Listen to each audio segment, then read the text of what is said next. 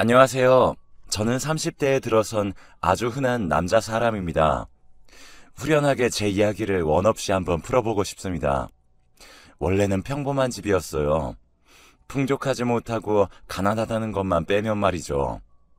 원래 제 밑으로 동생이 있었는데 너무 어릴 때 세상을 떠나서 함께 보낸 추억 같은 것도 없습니다. 동생 때문에 병원비 쓰느라 돈이 더 없어진 건지도 모르겠네요.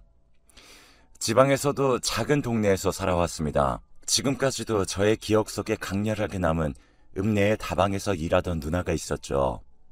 다방에 새로운 신입 누나가 스쿠터를 타고 저희 아빠가 일하던 공장으로 가는 걸 몇 번 봤고 잘 알고 있었어요.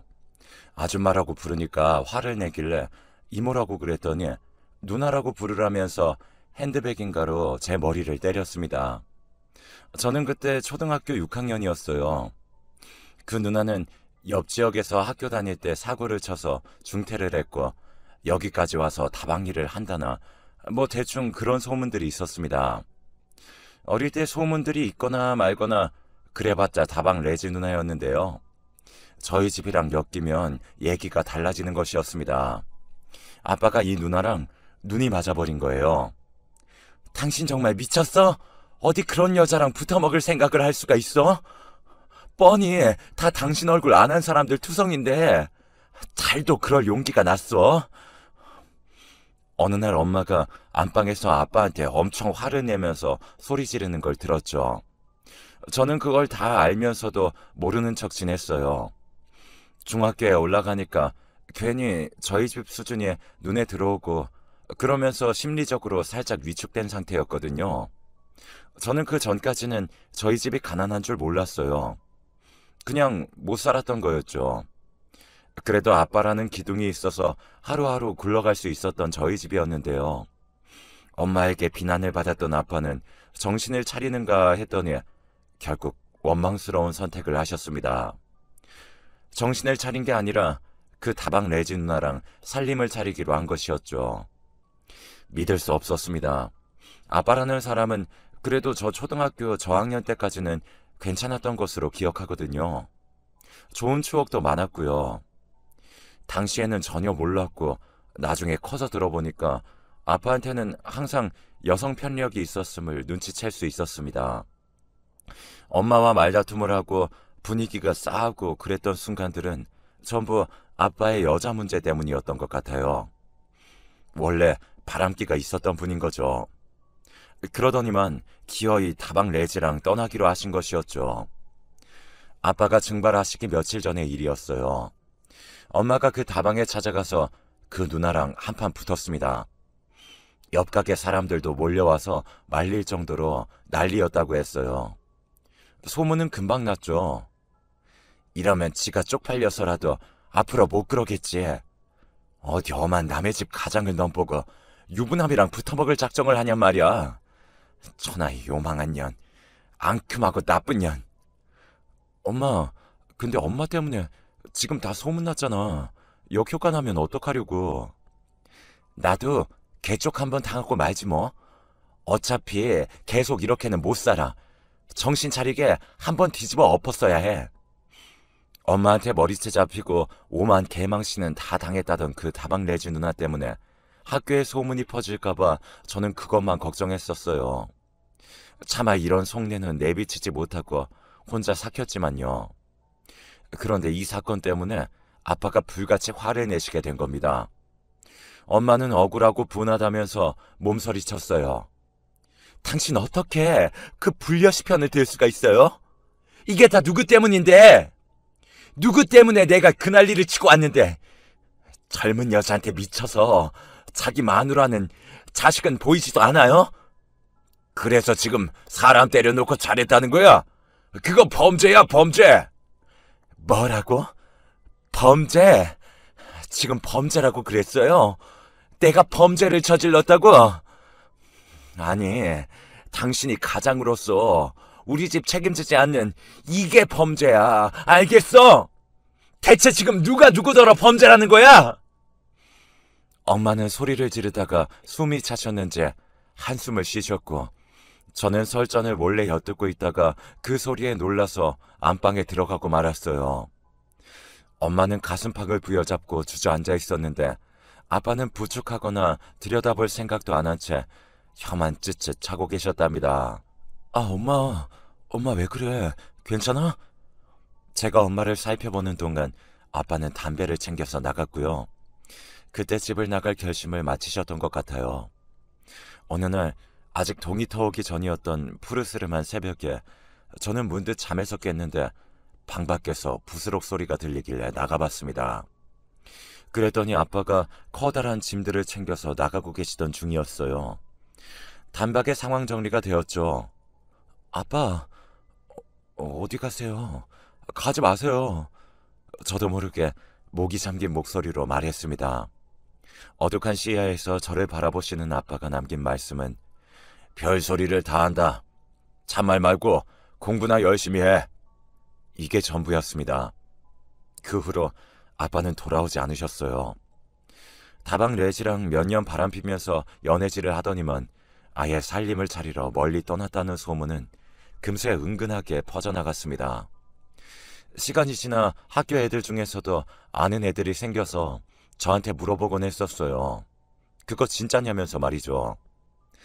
배려심 없는 그 질문들, 자신들의 호기심을 채우기 위한 행위들은 저에게 가슴을 찌르는 비수가 되어 돌아왔습니다.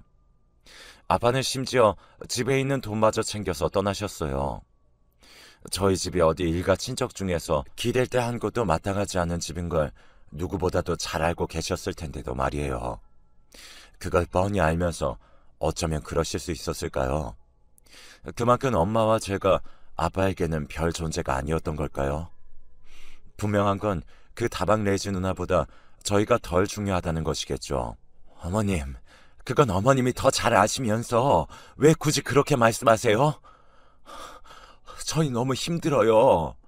애 아빠가 그렇게 바람나서 집을 영영 떠나고. 한동안은 엄마가 할머니와 전화로 다투는 듯한 소리를 자주 들으면서 지냈습니다. 시간이 지나자 뚝 끊기게 됐지만요. 저는 고등학교에 올라가서 학교에 머무는 시간이 길어졌는데 차라리 그게 낫더라고요. 엄마는 집에서 거리가 꽤 있는 공장까지 일을 다녔습니다. 생계를 위해서였죠. 종일 공장 근무를 마치고 돌아오면 늦은 밤중에는 집에서 부업을 했어요. 엄마 어렸을 때는 있잖아.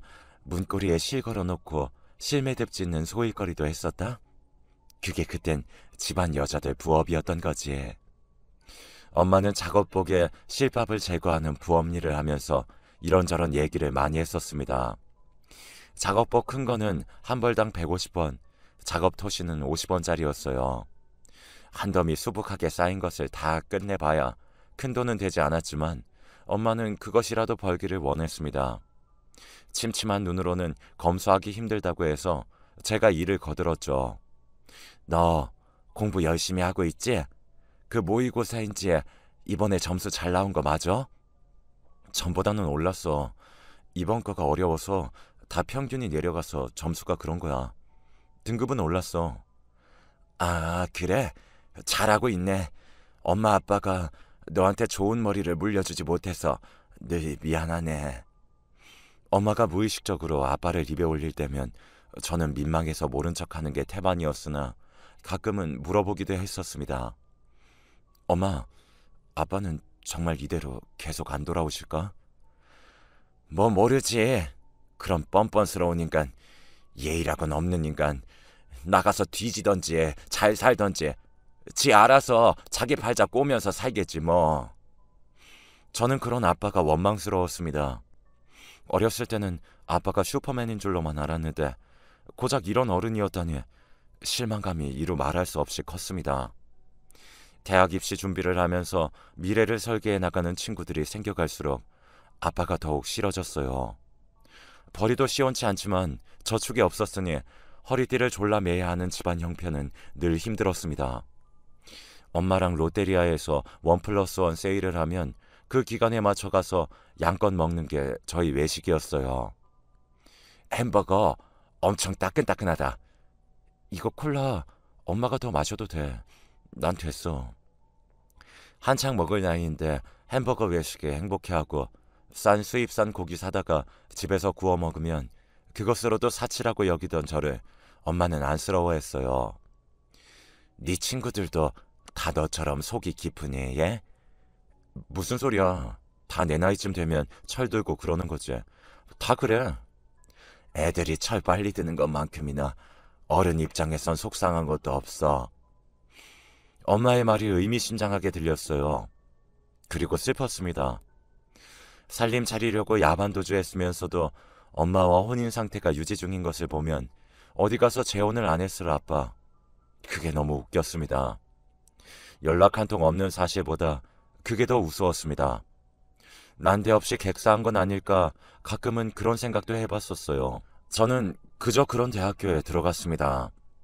어차피 좋은 대학에 못 가는 성적이면 집에서 통학할 수 있는 조건이 최우선이었으니까요. 그래도 일부 장학금 지원이었으니 나름 다행이었습니다. 취업준비생 따위 되고 싶지 않았기 때문에 졸업하고 금방 흔한 중소기업에 취업했어요. 이제 내가 돈 버니까 엄마는 좀 쉬어라 제발. 네가 돈 벌면 얼마나 번다고 그래? 그리고 엄마도 집에 들어앉아 있어봐야 할 거 없어. 그럴 바에 나가서 돈 몇 푼 벌어오는 게 나아. 엄마는 식당에서 서빙 겸 주방 보조 알바를 하고 있었습니다. 젊은 부부가 차려서 깔끔한 식당이었어요. 엄마만한 사람 못 구한다면서 엄청 잘해주셨기 때문에 고마운 분들이었습니다. 그런데 어느 날 제가 근무하던 중에 전화를 받았는데 식당 남자 사장님이었어요. 엄마가 쓰러져서 병원에 와 있다고 하시는 겁니다. 깜짝 놀라서 제가 그 길로 병원에 튀어갔어요. 그날 엄마는 바로 응급수술을 받았습니다. 병원에서는 조금만 더 늦었다면 정말 큰일 날 뻔했다고 알려줬습니다. 보통 이 골든타임을 놓쳐서 목숨을 잃거나 후유증이 크게 남는 건데 저희 엄마는 운이 좋았다고 병원으로 가야겠다는 빠른 판단이 사람 제대로 살린 거라고 했습니다. 엄마가 출근할 때부터 속이 좀 안 좋았다고 말한 것을 사장님 부부께서는 유심히 들어왔다고 해요. 그러다가 엄마가 중심을 잃고 쓰러지자마자 이건 단순히 현기증이라든가 그런 게 아님을 직감하시고 무조건 병원으로 모셨다고 합니다. 장사 도중이었는데도 말이에요. 만일 엄마가 일터인 식당이 아니라 집에서 혼자 있을 때 그런 증세가 일어났다면 과연 어떻게 됐을지 생각해보니 정말 무서웠습니다. 병원에서는 엄마의 건강 상태 자체도 좋지 않다고 했고 일을 쉬는 게 낫다고 권해줬습니다. 사장님 부부 두 분께 큰 감사 인사를 드리고 엄마는 일을 그만뒀어요. 옛날에 너네 동생 얼굴 기억나? 아니, 사진 보면서 그랬구나 하는 거지. 내 기억으론 안 나. 나도 완전 어릴 때였잖아. 그치? 너무 일찍 가버려서 그런가 슬픔보다 허망함이 컸던 것 같아. 나는 왜 이토록 어린아이가 고통을 받아야 하는가. 전부 엄마인 내 잘못이 아닐까 죄책감도 엄청났고 그래서 사실 아이를 또 가지려고 했었어. 그런데 그러지 못했지. 그랬어? 난 처음 듣네. 그런데 왜 안 가졌어? 넌 몰랐지? 엄마는 자궁이 없어. 드러냈거든. 뭐? 아 진짜? 어쩌다가 언제 수술했었어? 임신 준비를 할 생각이었는데 역으로 자궁 적출을 해야만 했다니 지금 생각해도 참 어이가 없어.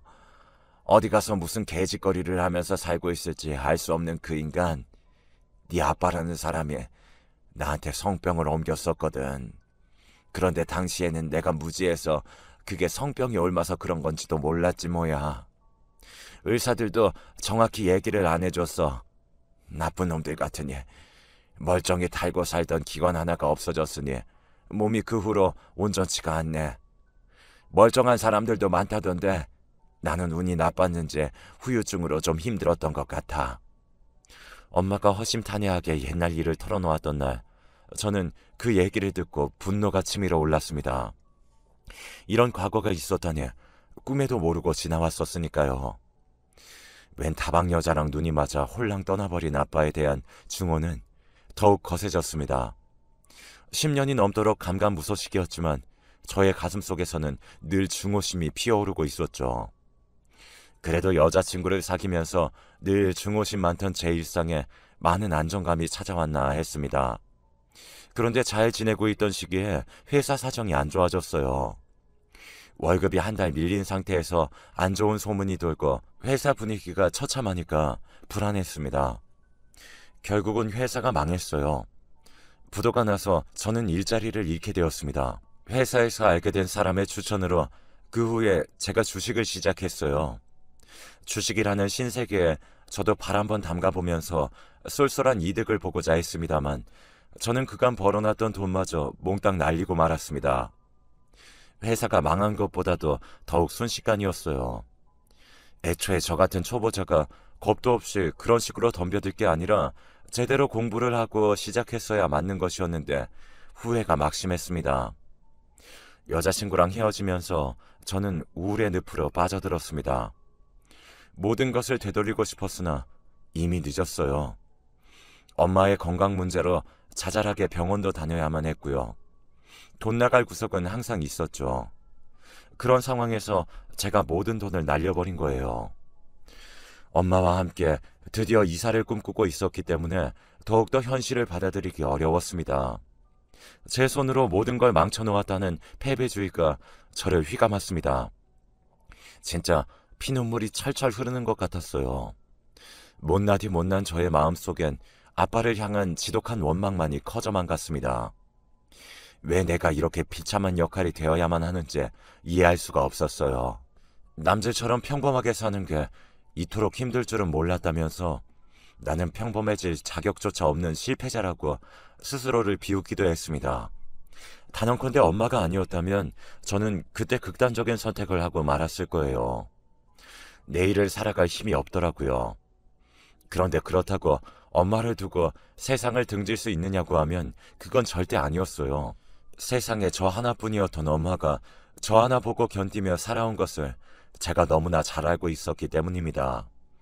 방황하던 저는 이런 괴로움에 빠져든 저를 묵묵하게 기다려주는 엄마를 위해서라도 굳은 결심을 하기로 마음먹었습니다. 죽는 게 아니라면 사는 게 당연했죠. 그렇다면 앞으로 살아가기 위해서는 돈을 벌어야 한다는 사실이 당연해 보였습니다. 저는 마음가짐 굳세게 먹고선 바로 재취업에 뛰어들었어요. 역시나 그저 그런 조건을 가진 중소기업이었습니다. 하지만 감지덕지라는 자세를 가지고 다니기 시작했습니다. 새로 들어간 회사에 적응이 되자 저는 돈을 조금이라도 더 벌기 위해 편의점에서 저녁 알바까지 섭렵하게 되었어요. 퇴근해서 집에 들어가 저녁을 빨리 먹고 옷을 갈아입을 준비를 한 다음 집에서 도보로 갈 수 있는 편의점 알바 현장으로 출발했습니다. 알바하면서 옛날의 엄마 모습이 계속 생각났어요. 종일 공장일 하고 마치면 집에 재빨리 와서 저녁 차려놓고 집안일을 하고 부업일을 시작했던 엄마의 당시 하루하루. 그 모습을 보고 살았던 저는 지금 이 고된 하루를 탓하지 않기로 했습니다. 엄마에 대한 감사와 존경으로 매일을 버텨내자고 스스로에게 파이팅을 불어넣었죠. 그리고 달이 흘렀습니다. 알바 끝나고 집으로 가는데 그 야심한 시각에 누가 저희 빌라 앞에 있는 거예요. 입구에 사람 하나가 쭈그려 앉아있는데 딱 봐도 노숙자인가 싶었습니다. 서늘한 가을밤 날씨에 이런 데서 있냐고 속으로 혀를 쯧쯧 차고 있는데 제가 가까워지니까 그 사람이 비틀대며 자리에서 일어나는 거예요. 그러더니 제 이름을 불렀습니다. 제가 놀라서 걸음을 늦추고는 그 사람을 유심히 살펴보았습니다. 곧이어 무의식적으로 저는 그 사람의 정체를 간파하고 말았습니다. 머릿속의 의식보다도 말이 먼저 나갔어요. 지저분한 몰골에 노숙자 같은 사람이 분명 제 아빠가 맞다는 판단이 든 순간 온몸에 소름이 으스스하게 돋아났습니다. 제가 이를 꽉 물고 아빠를 지나쳐 빌라 안으로 들어가려는데 목소리가 저를 잡았습니다. 혹시 네 엄마 집에 없냐? 계속 불이 꺼져 있길래. 외할머니네 가 계신데요. 뭐? 그 먼 데를 왜? 외할머니 요즘 건강이 많이 안 좋으셔서 보통 가 계시는데요. 그래? 그런데 네 엄마 건강은 그럼 괜찮고? 어디 탈난 데는 없고? 아빠의 말에 저는 순간 화가 머리끝까지 차오르고 말았습니다. 다시 몸을 돌려서 이제는 저보다 한 뼘 이상 키가 작아진 아빠를 내려다봤습니다. 예전에는 아빠가 저보다 조금 더 컸었는데 이제는 역전이 된 상태였죠. 저는 그 사실에 희열이 들면서도 한편으로는 측은지심 역시 들었습니다. 제 엄마이기도 하지만요. 당신 아내잖아. 그런데 걱정되고 궁금했으면 진작 찾아왔어야지. 전화 한 번 안 하고 무슨 메모 한 장, 편지 한 통이라도 보내본 적 있으세요? 무슨 낯짝으로 여길 찾아오신 건지 알 수가 없네. 여긴 왜 오신 건데요? 이제 와서 왜요? 무슨 생각으로 여기에... 이유나 들어볼게요. 참고로 여기 이제 저랑 엄마 집이에요. 당신과는 상관없는 장소예요. 행여나 들어올 생각 꿈도 꾸지 마시고요. 난 그저 너무 배가 고파지니까 집 생각이 나서 왔다. 배가 고프시면 밥을 사드시면 되죠. 어디 구걸이라도 해서 얻어드시던가 무료급식 이런 거라도 찾아보시던가요. 네 엄마랑 너랑 이렇게 셋이 둘러앉아 먹는 게 나한테는 그게 바로 밥이었다. 다른 게 아니라 그게 밥이었어.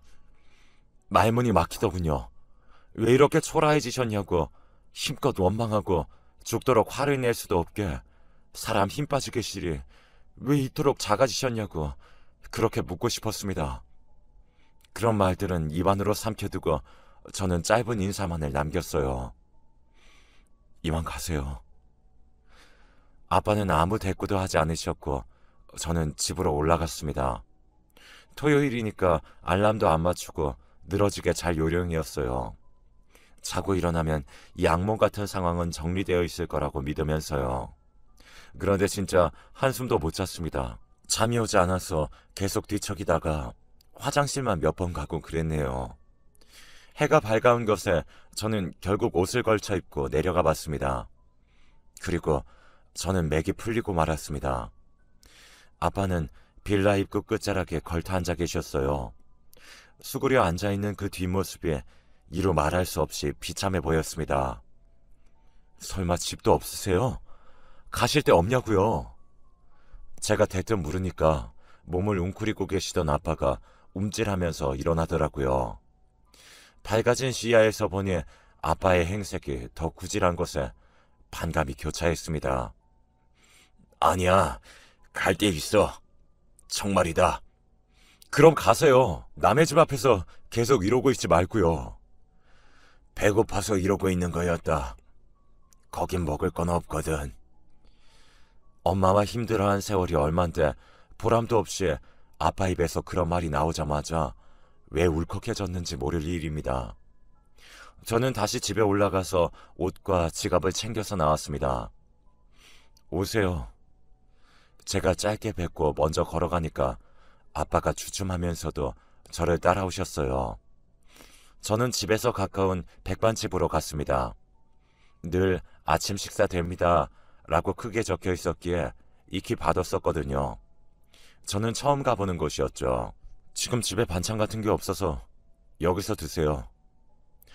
아빠랑 무려 15년 만에 마주 앉았습니다. 저의 기억 속과는 달리 꾀재재한 몰골의 아빠는 배가 고프다고 하셨던 것과는 달리 메뉴판에는 관심도 없고 저만 빤히 보시더라고요. 저는 그것을 알고 괜히 시선을 피하면서 멋대로 된장찌개 2인분을 시켰습니다. 반찬으로 미역줄기 볶음이 있길래 아빠 쪽으로 밀어놨어요. 분명 그거 좋아하셨거든요. 왜 이런 게 선명한지 모를 일이었죠. 어떻게 사셨는지 궁금하긴 했습니다. 왜 아니겠어요. 그런데 묻기 싫었어요. 아빠의 얼굴이 아주 시커먼 색으로 된 걸 보니까 속이 갑갑했습니다. 아빠는 밥을 반쯤 드셨을 때 저한테 넌지시 물어보셨어요. 그간 어떻게 지냈냐고요. 저는 그냥 엄마랑 둘이 행복하게 살아왔다고 했습니다. 아빠는 대답이 없으셨어요. 그런데 아빠가 밥값을 주겠다고 저한테 계좌번호를 달라고 했습니다. 카운터에 가더니 거기서 메모지랑 볼펜을 가져오셨어요. 제가 어이가 없어서 거절했죠. 내가 네 아버지로서 지난 세월 용돈도 못 줬잖니. 이거라도 줘야 하지 않겠냐? 제법 단호하게 그러길래 저는 싫은 말 하기 싫어서 제 주거래 계좌를 적어드렸습니다. 아빠가 그걸 빤히 보더니 고이 접어서 지저분한 외투 안쪽 주머니에 종이를 넣으셨어요. 가세요. 어디 가시는데요? 식당을 나오자마자 아빠는 저희 집의 반대편으로 걸어가셨습니다. 잘 먹었다. 모처럼 체하지도 않고 밥 한 공기 비워지는 걸 보니까 역시 가족하고 먹는 밥이라야 넘어가나 보다. 아빠는 제 질문에 동문서답하고선 계속 걸어가셨습니다. 저는 그 뒷모습이 완전히 사라져서 시야에 보이지 않게 될 때까지 바라보고 서 있었어요. 주말이 지나고 엄마가 돌아오는데 입이 안 떨어졌습니다. 차마 아빠 얘기를 못 하겠더라고요. 혼자 머리 싸매면서 다음 날도 일을 하고 있는데 모바일 뱅킹에서 알람이 뜨는 거예요. 입금 알람이길래 눌렀다가 하마터면 제 자리에서 자빠질 뻔했습니다. 억 단위의 숫자가 찍혀있길래 웬 돈인가 싶어 깜짝 놀랐습니다. 그런데 돈을 보낸 사람이 저희 아빠인 거예요. 그걸 보고서 소스라쳤습니다. 그리고 집으로 아빠의 편지 한 통이 와 있었습니다. 퇴근길에 발견하고서는 품에 넣었다가 편의점 알바하면서 한가할 때 열어봤어요. 아빠가 시한부 환자라고 고백한 것이 적혀 있었는데 그걸 보고 정신이 아득해졌습니다. 죽을 날 받아놓으니까 왜 이렇게 무섭고 모든 것이 부질없게 느껴지는지. 죽기 전까지 누리다 살다 가는 것이 나에겐 의미가 없더라. 공허함만 남았다. 의사는 내게 시한부 선고받고 걸린 우울증이라고 했지만 내 생각은 다르다. 이건 그리움이다. 지난 날에 대한 회고다. 아들아, 아침 식사값은 내가 지난날 모은 재산이다. 이것으로 고급 아파트는 사지 못할 것이야. 그러나 직장을 마치고 아르바이트까지 하는 수고를 관둘 수는 있을 거야. 네 엄마의 여생을 편하게 할 수도 있을 것이다. 부탁한다. 너는 우리 집의 가장이니까. 모든 걸 탕진하고 노숙자가 되신 게 아닐까 싶었던 아빠는 나름 재력가였습니다. 지난 날을 대체 어떻게 보내오신 건지 궁금할 따름입니다. 아빠는 당신께서 돌아가시면 저랑 엄마에게 연락이 갈 거라고 그렇게 적어 놓았습니다. 저는 이 사실을 엄마에게 알리고 싶어서 그럴 작정인데요. 그렇게 되면 엄마는 아빠를 찾자고 하실지, 그렇다면 어떻게 찾아야 하는지